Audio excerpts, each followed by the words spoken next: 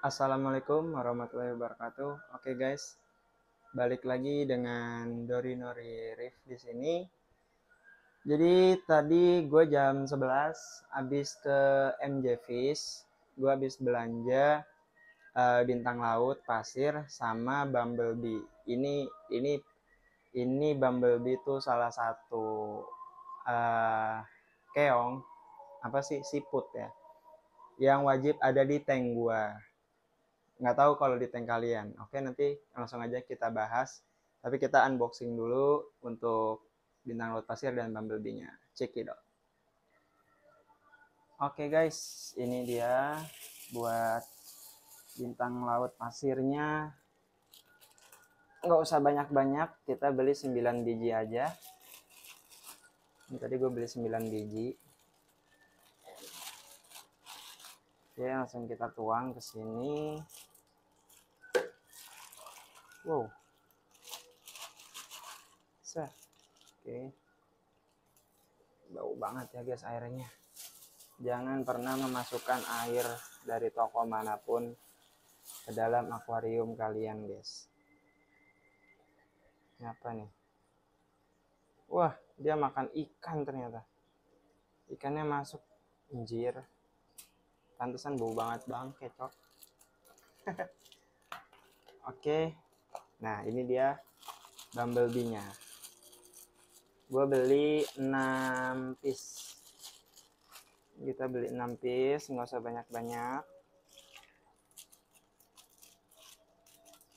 Waduh, nempel guys. Nah, manfaat. Oke, jadi gue cerita dulu awal mulanya ya. Bumblebee ini itu salah satu biota yang wajib ada di tank gua. Kenapa demikian? Karena di tank gua itu banyak sekali fermented snail. Nah, fermented snail itu counternya adalah si keong bumblebee ini. Keong bumblebee ini cukup langka guys. Dia kalau lagi nggak ada, bener-bener nggak ada itu sampai dalam waktu yang lama di toko-toko. Dan tapi sekalinya ada, dia biasanya di toko itu dapat banyak banget guys. Nah ini tadi gue beli di MJ Fish. Jadi buat kalian yang lagi nyari bumblebee sama keong pasir, datang aja ke MJ Fish. Dia sekarang tokonya di Jalan Malaka ya, udah bukan di tempat yang lama gitu. Gue nggak tahu apa nama tempat yang lama, tapi udah pindah. Cari aja di Google langsung ketemu kok. Nah kalau bintang laut pasir, lu bisa lihat Tenggo itu lumutan banget. Selain itu juga gue kemarin udah beli Keong Turbo. Keong Turbo itu biar dia bersih-bersihin scaping kayak apa nih namanya batunya gitu. Nah kalau si bintang laut pasir ini tentunya dia untuk pasirnya gitu guys. Dan kalau si fermented snail dia untuk fermented si bumblebee ini dia untuk fermented snail yang banyak banget ada di tank gua. Jadi Dorinor itu treatmentnya alami guys ya. Kita nggak usah tuangin apa, dosingin apa yang aneh-aneh, yang apalagi buat saya yang nggak ada test kit apa-apa gitu, nggak bisa kontrol parameter air. Jadi kita pakai yang natural, benar-benar natural, dimana jargon kita natural flow ya, bukan jargon apa sih, metode kita ya, dan jargonnya nge-riff enjoy tanpa ribet, happy riffing gitu ya guys ya. Oke langsung aja kita masukin, nggak usah pakai apa namanya deep-deepan, gak usah pakai aklimasi-aklimasian, langsung aja kita josin ke dalam tank akuarium. Oke guys, ini udah, dan gue mau langsung ceburin uh, si bintang laut pasir ini satu-satu dan gue sebar ya. Kenapa harus disebar? Gue pernah guys nggak gue sebar si bintang laut pasirnya ini, terus dia jatuhnya numpuk, dan dia numpuk terus nggak bisa pisah lagi. Kenapa tuh ya guys kira-kira? Buat lo yang tahu mungkin bisa bantu jawab. Kalau gue benar-benar nggak tahu sih kenapa itu. Satu, dua, tiga. Nah ini di belakang sini yang pasirnya kotor banget. Tiga,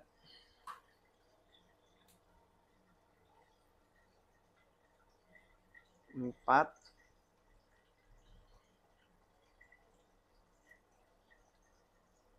5. Kita harus lebih banyak ke belakangnya guys. Ini di belakang ini paling banyak ininya, lumutnya, dimana nggak kejangkau gitu. 5, 6, 7, 8, 9. Udah 6 bintang. 6. Sini lagi. Dia jatuh ke situ lagi. Oke, ntar tinggal kita geser aja guys. Karena dia kena semburan si ini.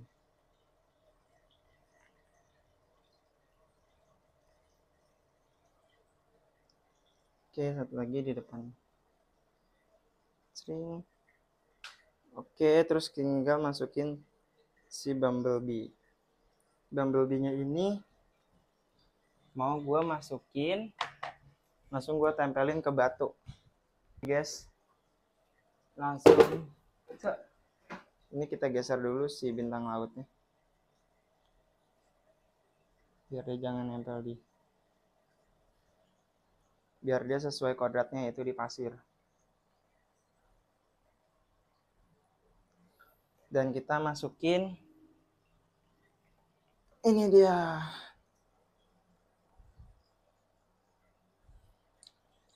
Ditunggu-tunggu.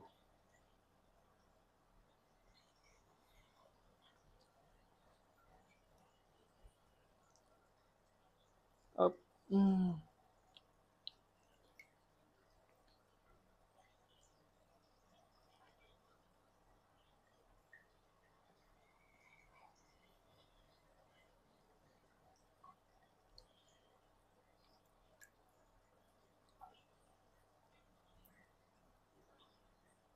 Kita kumpulin aja lah di situ.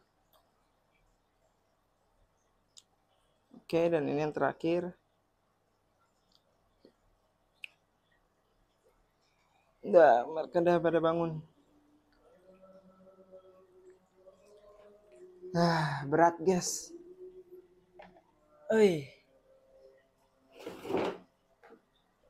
Berat. Oke, kita rapihin dulu.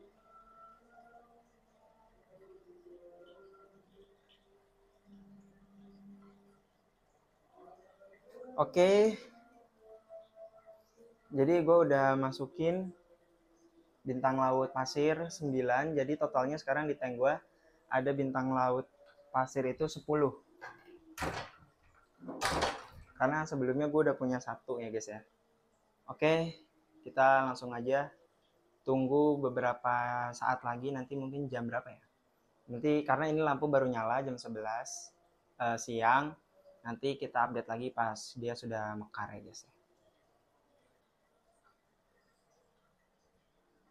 Oke guys, ini jadi sekarang udah jam 1:30 siang. Jadi tadi kita udah masukin bintang laut pasir 9 piece sama Bumblebee. Bumblebee-nya itu kita masukin 6. Dan untuk Bumblebee-nya nggak tahu, dia kecil ya, karena Bumblebee itu kecil jadi nggak kelihatan, nggak kayak Keong Turbo yang lebih gede bodinya jadi kelihatan. Kalau untuk bintang lautnya ini sebagian ada yang udah masuk pasir. Nah, ini masih ada yang di dalam, tapi ya udah kita biarin aja. Jadi di sini gue pengen ngejelasin guys, kayak gini. Tank Dorinori ini kan kita mau mencoba nge-reef dengan aliran natural atau dengan modal yang minim, seperti itu. Jadi metodenya ini WC untuk memenuhi magnesium, kalsium, sama apa ya satu lagi tuh, alkalinity ya, KHCAMG, itulah pokoknya, lupa saya panjangnya tuh. Terus juga kita harus menjaga nitrat dan fosfat. Untuk menjaga nitrat fosfat biasanya kita bisa pakai berbagai macam dosing atau berbagai macam reaktor. Itu juga sangat efektif sekali. Tapi itu boleh kalian gunakan jika kalian punya test kit.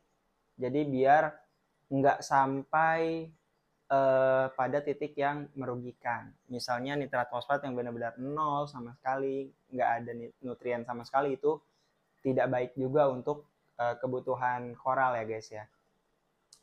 Dan dengan kita WC mengganti air baru, saya pakai ASW ya, pakai garamnya Blue Treasure, itu juga membantu untuk mengurangi nitrat fosfat di dalam tank.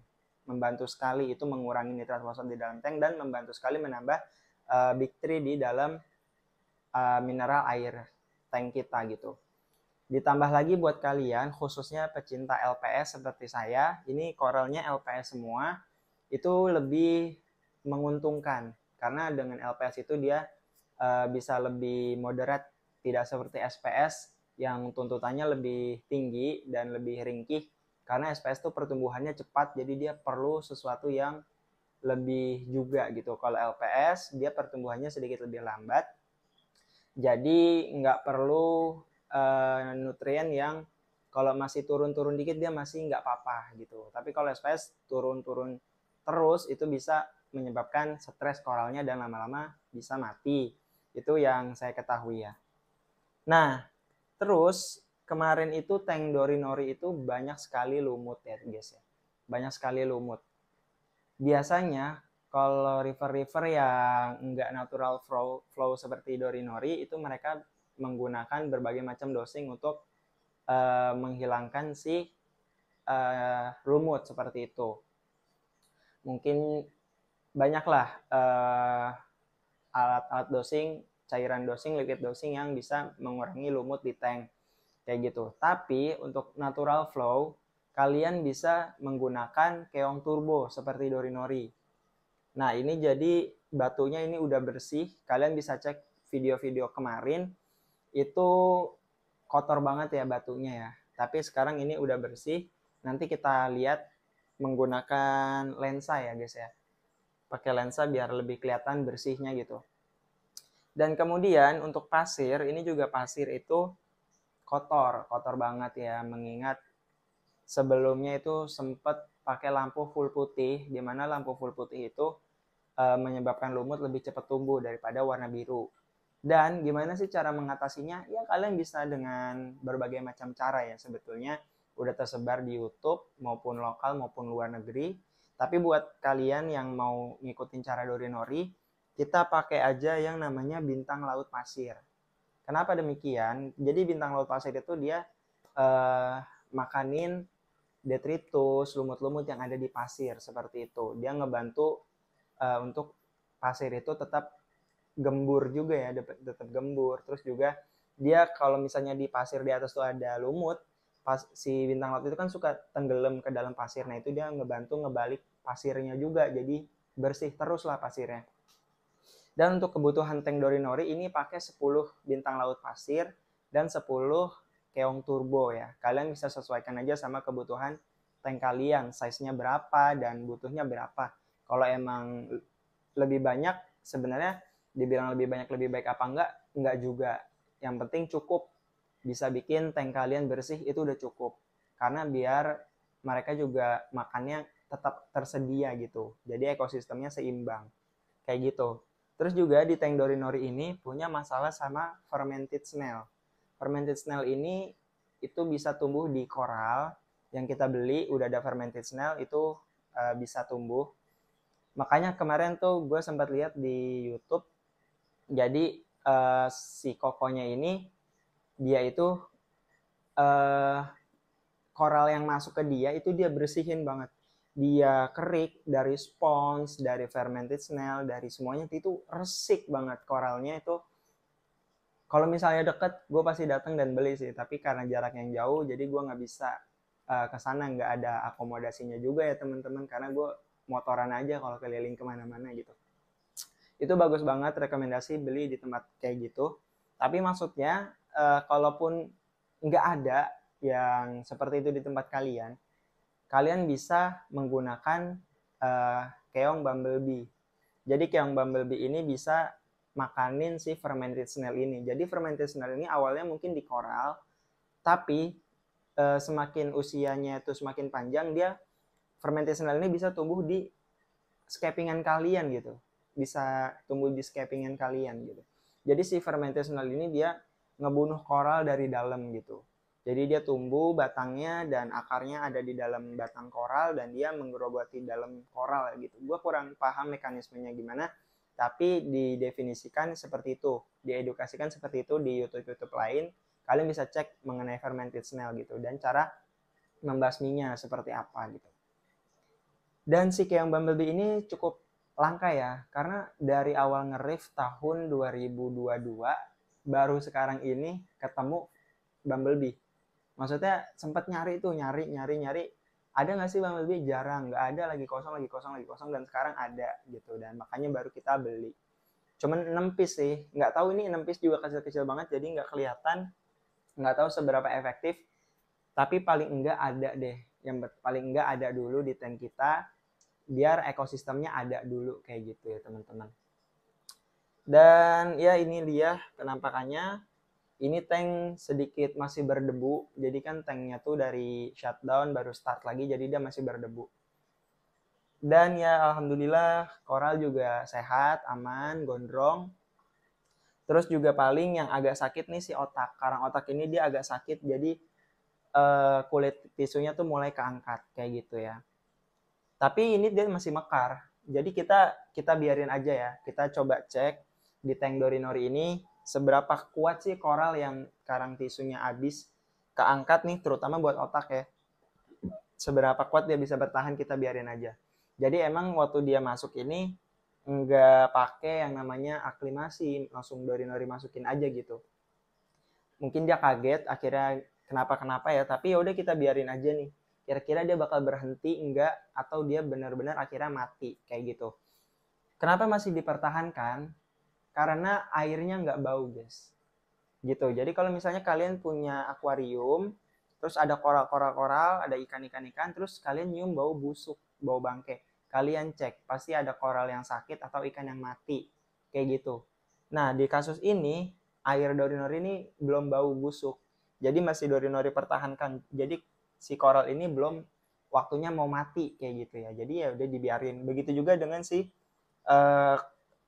karang otak yang warna merah. Dia lagi bleaching, tapi dia nggak sobek sama sekali. Ya udah kita biarin.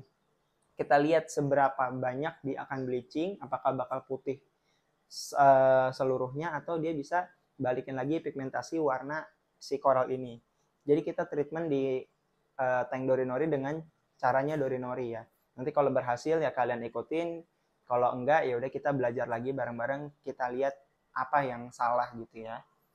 Terus juga oh iya, jadi arus itu penting sekali ya guys. Jadi kayak gini, kalian bisa lihat itu torch itu kan ada batangnya nih. Ini yang biasanya koral kalian kena brown jelly atau BJ ya disingkat. Jadi koral itu kan kalau misalnya malam dia kuncup ya.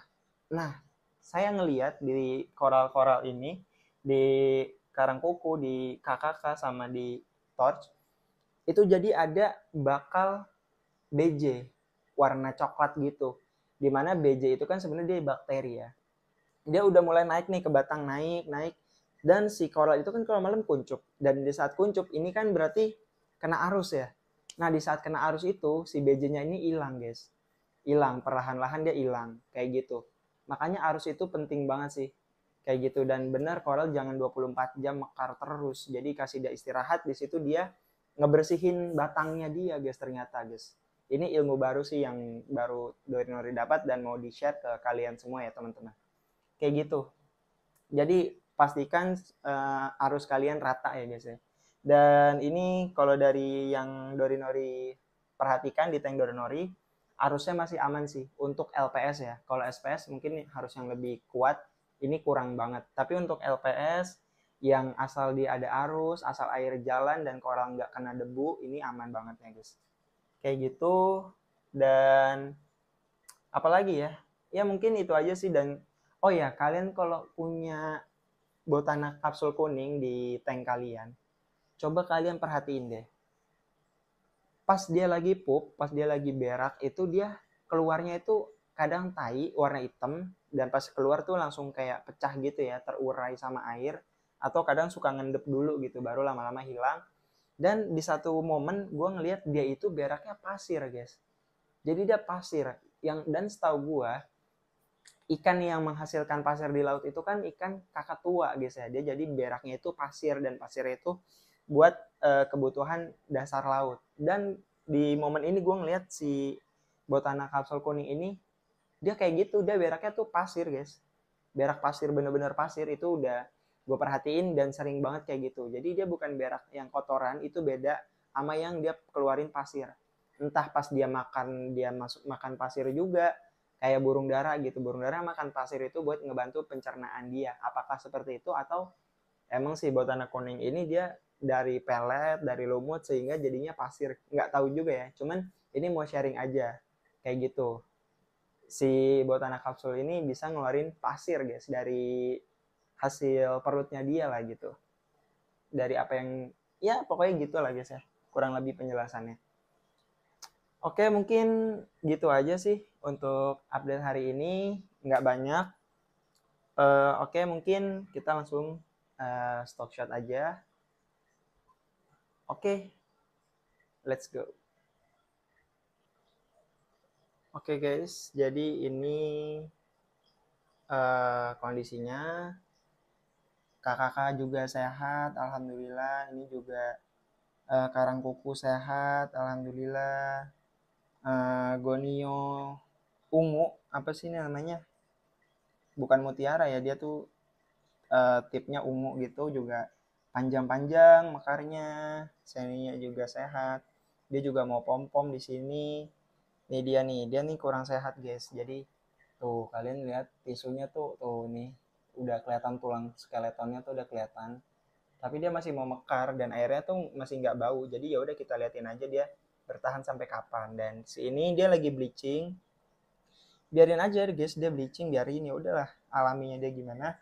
Tengahnya tuh kalau nggak salah harusnya hijau deh. Dan ini semoga dia bisa balik lagi ya. Ini kita liatin aja selagi dia masih mau hidup di tank Dorinori, kita bantu dia lah. Kita harus jaga alam juga ya. Ya kan kita udah beli dia, kita harus tanggung jawab gitu guys. Dan seperti itu kurang lebih. Dan kalau kalian lihat ini koralin udah membludak banget ya di tank Dorinori. Koralin ditanya ini gimana kok koralinnya bisa banyak banget di tank Dorinori, nggak pakai treatment apa-apa guys. Ini cuman pakai treatment yang Dorinori pakai, yang kalian mungkin para subscriber udah tahu juga caranya ya. Jadi alhamdulillah ini juga koralin jos banget kan, jadi lebih cantik gitu ya guys. Tank tuh kalau scapingannya tuh berwarna gitu, ungu, cantik aja gitu guys. Oke, mungkin segitu aja update hari ini. Jangan lupa di subscribe buat kalian yang khususnya natural flow dan mau tahu lebih lanjut treatment yang Dorinori pakai. Dan juga lampu-lampu semuanya itu sederhana dan murah sekali guys. Nge-riff enjoy tanpa ribet. Happy riffing, sampai jumpa di next video. See you next time. Bye bye.